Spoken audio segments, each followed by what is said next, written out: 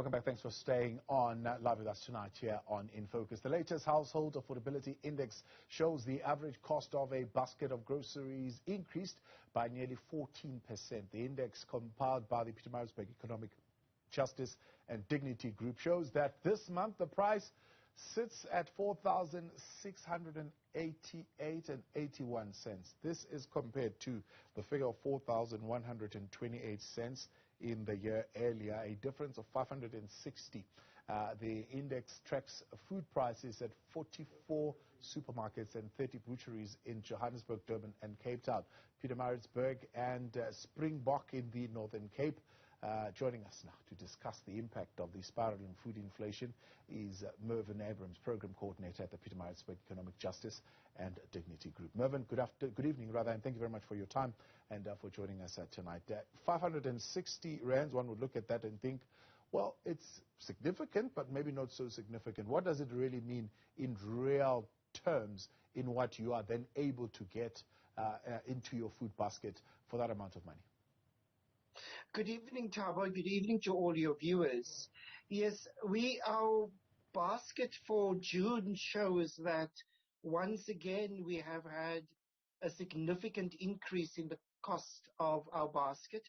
Our basket increased month on month by 78 rand and 92 cents, and as you correctly said, 560 rand and 57 cents over the past year.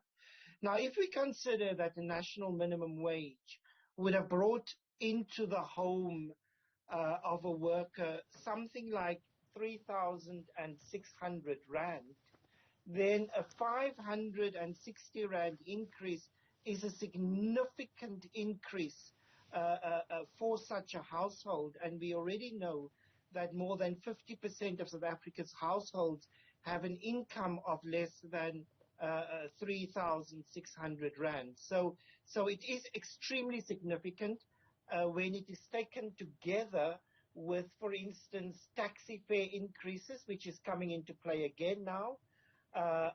3 rand increase or 6 rand for a return trip, as well as a 10% increase in electricity, as well as debt service repayment, which will ricochet right through the economy, even to low-income households. So then it is really an extremely significant increase that households cannot afford.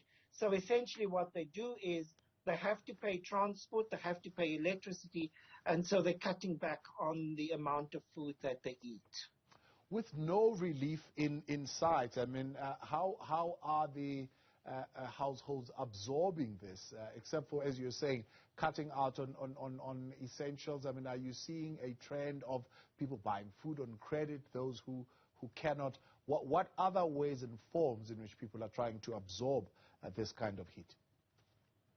So the survival strategies that most people use, of course, is to cut back on the amount of food or the quality of the food. Because the less quality, of course, always the cheaper the food is. So that's the first strategy. The other strategy is really to see if they can get debt, store cards, all of those things. But debt is increasing, and so it's even that is becoming much more difficult for households to consume. And so what we are seeing is really that households are cutting back on their food intake. So the idea of 3 meals a day has become very foreign in some townships. It is 1 meal a day, and that's all that there is.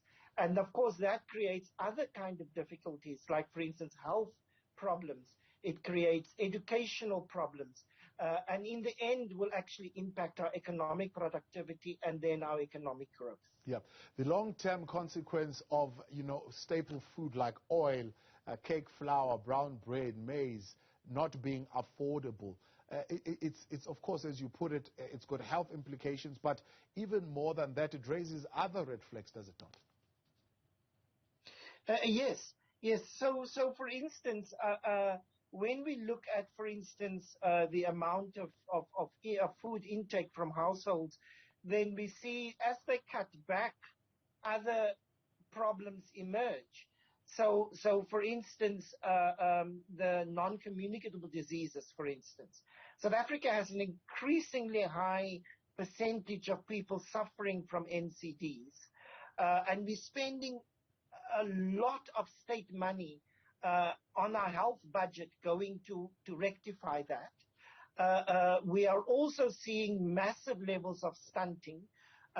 Something in the region of 25% of our children under the age of 5 are stunted, which means that they are lost to a productive economy when they enter the workforce. So in a sense, we are paying at another level for something that would have been cheaper to have spent money at its source, which is to provide sufficient amount of food for people. And in that sense, the state needs to come on board and realize that we are in a crisis at the moment, and that the social relief grant at least should be expanded to as many households as possible. Yeah. Is it just global factors that are driving food prices upwards, or is there something else at play, maybe even locally, that is a contributing factor towards driving food prices upwards? So the main drivers of the food inflation are, of course, global. It is the rising cost of fuel, which, of course, is knocking us both in terms of transport but also food production. And then, of course, the increase in the price of fuel leads to increase in the price of fertilizers, which farmers have to use in order to grow more food. So that is one area. Another global factor is, of course, as wheat and sunflower and all these other soya beans are less on the market because of geopolitical factors, that increases the price of those commodities. Even locally grown sunflower prices increase because the global price have increased. So we have all those global pressures, but then there's also local pressures, and the local pressures are associated with the fact that we are overexposed to global factors. So let us take one instance, for instance, logistics. Our food depots are scattered throughout the country, and it's far away from the table where people eat it, so it has to be transported. We have had innumerable problems with the N3, even last week, as you would recall, all the trucks being built up because of the tension on the N3. Each day that truck stood on the N3 and couldn't move, the food in those trucks became more expensive. So our logistics, our road logistics are exposing us to even increased costs. And we really have to find a way to get Eskom working so that we can move a lot of our road to rail transport, which would make us less exposed to fuel prices and to all the troubles that we are seeing, for instance, on the N3. Yeah. Is there some degree of optimism in the sense that, for example, if the situation in Russia, Ukraine is resolved, things could possibly get better if we sort out our electricity woes here in the country, things could possibly get better and consumers would begin to see some relief? So, Thabo, it's not going to happen overnight. Let's reflect on what is actually happening in the Black Sea region.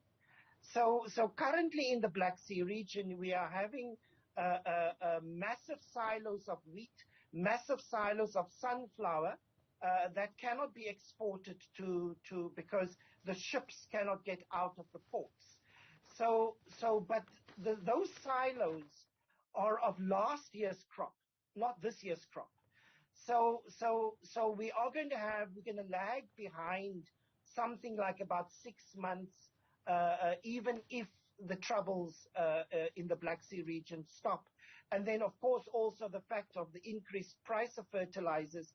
Even locally, farmers are beginning to ask whether they can afford, in order to plant the same quantity of vegetables they planted last year, because the cost has increased so much.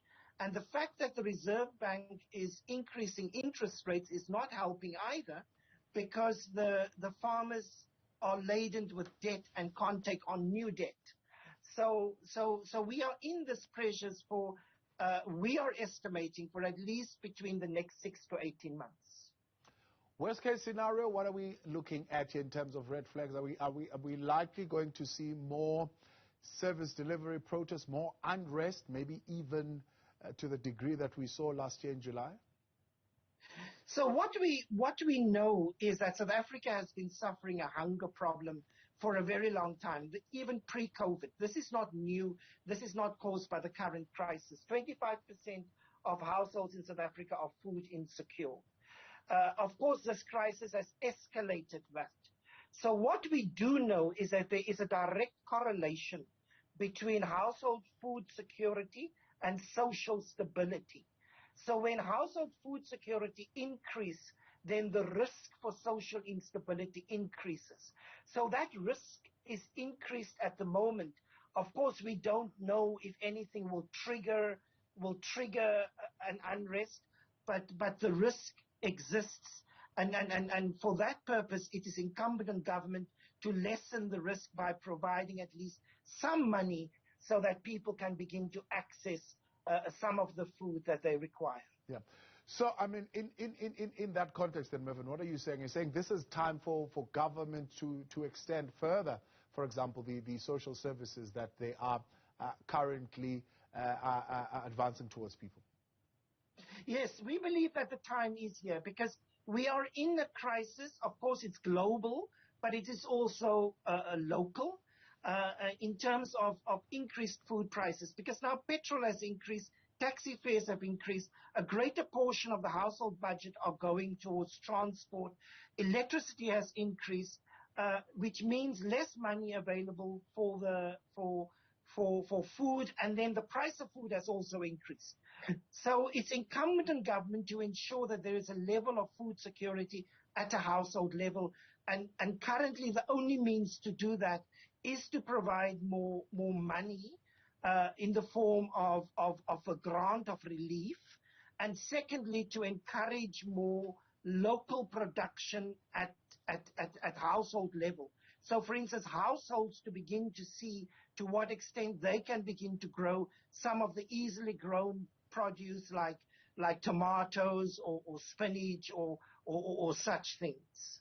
Mervyn Abrams, I appreciate your time. Thank you very much for coming on. Program coordinator for the Pietermaritzburg Economic Justice and Dignity Group. They conducted the study and looking at the situation of the food basket, costing now 560 rands more, and people having to do with some of the essential staples that make up that food basket.